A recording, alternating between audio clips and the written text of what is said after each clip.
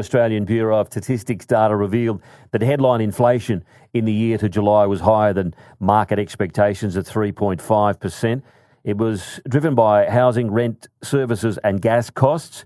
Leading economist warns that while the CPI was trending downwards, the RBA's preferred underlying inflation marker was running a bit higher at 3.8%. When we talk economics, we're not all experts in it, but there are a few people that are. And it's Leith Van Onselen. He certainly is in that category, the unconventional economist. Morning, mate. Yeah, g'day, Phil. Thanks for having me on again. Pleasure, mate. So what do these figures released yesterday mean? Can you bust them down for us? Interest rates will stay where they are for the time being. I guess people are going to look at it and go, well, it's down to 3.5. How come the rates are going to stay where they are? How is it all being interpreted? Yeah, look, I'll just say from the outset, there was a lot of uncertainty amongst economists about yesterday's reading, because we basically didn't know how much the federal government's energy subsidies were going to impact the result. So because of that, Bill, market economists that were polled before the decision, their estimates, their guesses on what the result would be varied from 2.7% to 3.9%. So it was a huge variation. Yeah, that's a swing. As you said, it ended up being 3.5%, which is down from 3.8% in June. Then that was marginally above the median forecast. So once you take the middle of all those ranges, which was 3.4%. So it turned out that the electricity prices and the CPI fell by 6.4% over the month. That's because of those subsidies.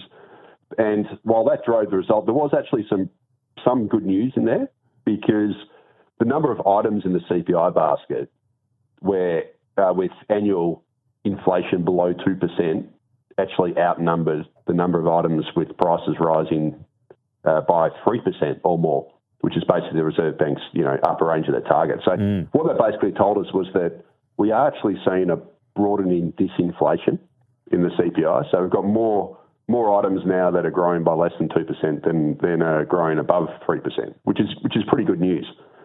And but as you point out, the figure that the RBA does look at the most is underlying inflation. So what that is, that's basically the headline result, but stripping out the most volatile items. So they take out, petrol prices and things and they would have stripped out the energy, because that was kind of, duped by the subsidies. And that came in actually at 3.7%, down from 4% in June. So that's still above the RBA's target of 3%. But it was the lowest monthly increase in underlying inflation since July 2021. So progress has been made. Inflation is falling. But the thing that will still concern the RBA is that the primary reason why we've had this fall in inflation is because tradable items, which are basically anything that comes off a container ship, stuff that's not inflation that's not driven in Australia, comes off a container ship imported, that's only risen by 1.5% over the year. Whereas the domestically driven inflation, which is all the non-tradable stuff like your services, that sort of thing, that's remained fairly sticky at 5% inflation. Right. And that's the thing that would still concern the RBA. So it looks like, the tradable inflation probably isn't going to fall anymore. It's tracking at 1.5% year on year. It's probably run its race, which means that if we are going to get lower inflation from here, it has to be this non-tradable, domestically driven inflation. And that's the stuff that still looks quite sticky.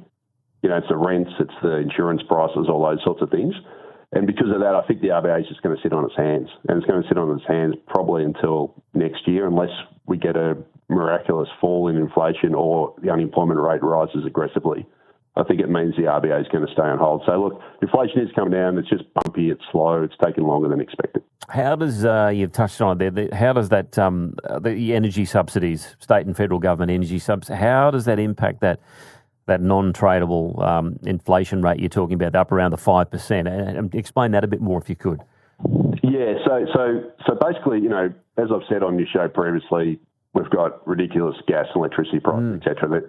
The federal government's tried to, and the state government subsidies, they've tried to basically paper over the cracks by handing back money in bill relief. Yep. So they're basically spending our taxes to, lower electricity price directly. And, it has worked in one sense in that, we had nearly 6.5% fall in electricity prices in July, and Commonwealth Bank thinks energy prices are going to fall by 20% next month, because it's basically rolled out over 2 months. And that'll directly lower the headline inflation. because energy is one of the components of inflation. So when that shrinks, it pulls down the overall number. Do they worry if when these subsidies finish or come off that'll pop up again? Yeah, and the Reserve Bank's going to, because that'll be classified as one of their most volatile components, which they strip out to look at the underlying inflation. Okay. The Reserve Bank's already said they're going to ignore it, so they're not going to really factor it in that much to their interest rate decisions. But it will have broader impacts over the longer run because a lot of government prices are set by by the overall inflation. So, for example, fuel excise, alcohol excise, tobacco excise, government pension payments, all those things are linked to the overall inflation rate, not underlying inflation. So if the government does lower that artificially through subsidies, it will have second-round impacts in reducing the amount that, say, excise goes up, which then feeds into inflation as well. But that's, we're talking, those things are only adjusted twice a year. So we're talking, months down the road. Yep. But it's not obviously a solution to the situation. As I keep saying, the solution to the situation is not to hand out subsidies and spend our tax money trying to artificially bring down prices. The solution is to actually bring down prices directly through proper policies. So the housing obviously still remains a concern. I guess the rents increased, was it 6.9% in the year to July? So that'll be playing into all of this, as you've mentioned as well. Yeah, and rents are going to continue being a problem for probably another year or so. Yeah. So advertised rents are falling. Not falling. The rate of growth is falling. They're still way too high. But the problem with it is that feeds into the CPI rents with a lag. And the reason for that is the CPI rents measures all rents across the market, whereas the advertised rents and the asking rents is only on new rentals. So it takes a while for that to filter through across the entire rental market. And what that means is that the rents measuring the CPI is going to remain at a high level for at least 12 months, maybe 18 months, which means it's going to continue to feed the inflation beast, unfortunately. So that's going to be another sticking point into the inflation numbers for a long time yet, unfortunately. And rents is actually the second biggest single contributor to the CPI. I'm beginning to get your thoughts on a couple of things, but this one on a local level, this Queensland's controversy, and you would have heard of it, the union-friendly, that's a nice way of putting it, the BPIC, the CFMEU tax, the policy for construction adds about between 25 to 30% to the cost of construction up here or major government projects, and the flow on then with all the labour being drained from private sector stuff. What's the flow on? We've learned today that through this BPIC deal, we're losing the equivalent of productivity, which is where it really hurts. 1 week of work is lost every month, 96 days a year on this. What are the knock-on effects to that when we're talking about economy and interest rates and just getting things done? Yeah, well, construction costs in general. So it sounds like this. I'm actually not across the policy of it, but it sounds like it'll feed into construction costs and construction inflation. And those construction costs have risen about 40% since the pandemic. Yeah. So that's actually contributed to inflation quite significantly. So that'll be captured in the housing inflation, which is about a quarter of the CPI. So that includes rents, the cost of building homes, etc. And that sounds like it'll just be another one of these upward pressure on inflation, which, to be fair, building costs has been an upward pressure on inflation for several years now. Yeah. Because we've got this structurally higher cost to build homes now. So we're talking labour, we're talking materials, all sorts of things. And as well as obviously, insurances, which also feeds into home building as well as other things. So unfortunately, we do have all these embedded cost pressures across the domestic economy, which are just keeping upward pressure on inflation, which is quite unfortunate. Some of just to I should have given you some context. Some of these BPIC things, essentially, there's so many conditions that allow workers to stop work, and they do that. And the wage structure and the pricing. So they've got stop-go guys are earning $200,000 a year. It's the same down here in Victoria. Yeah. It's it's crazy, and it's gotten to the stage. And I've spoken to a few tradies who've come around and work at my house, and one of the guys, a plumber, came around a couple of months ago, and he said, "Look, his brother used to work on high-rise construction, apartment construction in Melbourne, and he's now quit that, and he's gone to work for the Victorian government's big build project because he can get paid way more money to basically work, 9 to 5 if he's lucky, with all these rostered days off and all this other stuff. And it's just not attractive to go and work and build houses anymore. Yeah, why would you when that stuff's on offer? Yeah, and that's obviously a disaster. I mean, we've got a massive housing shortage. We've got near record population growth. We need to build more homes than ever. But unfortunately, home builders are now competing with, state government projects, the sort of thing you've just described, for labour, which is just going to make it harder to build homes. And at the same time, we've got high gas prices, which I keep talking about, which is pushing up the costs of, making bricks and all these other things that goes into home building. So we've really kicked a few own goals here. Yeah, we've stuffed it.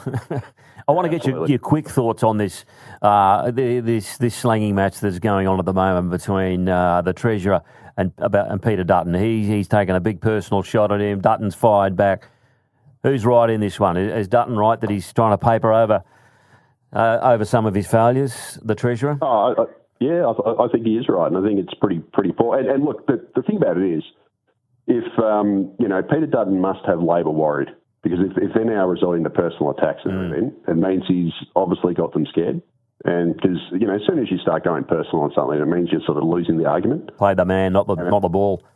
That's right. I think that's what's happening. And look, I'd argue that the federal government's been pretty damn divisive since they've gotten in. They've single-handedly, contributed greatly to the rental crisis that we're suffering at the moment by, ramping immigration to levels we've never seen before, and that was deliberate. Yeah. And they've also stuffed up energy policy. And look, I don't want to get too political here, but I don't think the voice was a particularly unifying thing to do. So I look at when I hear Albo say that I criticise someone else for being divisive, I feel like going, well, mate, have a look at the voice. Have a look at what that did. Have a look at what it cost us and what it actually did, achieved. Yeah, division. Absolutely. So look, it's politicians being politicians. It's pot calling the kettle black. It's you see it all the time. Let's be honest, from both sides when it comes to politics. It's just the way politicians behave, unfortunately, and it's just more of the same. It is, and we get all these policies that create these housing issues, and then they try to make out they're fixing problems they created. But we could go around in circles, couldn't we? Thanks for your time, Leith. Yeah, cheers, Bill. Anytime. Leith Van Onsel, the unconventional economist. If you've got any thoughts on what he had to say, or you want to add to it, maybe you've got a gem of wisdom you want to share, a pearl, please do.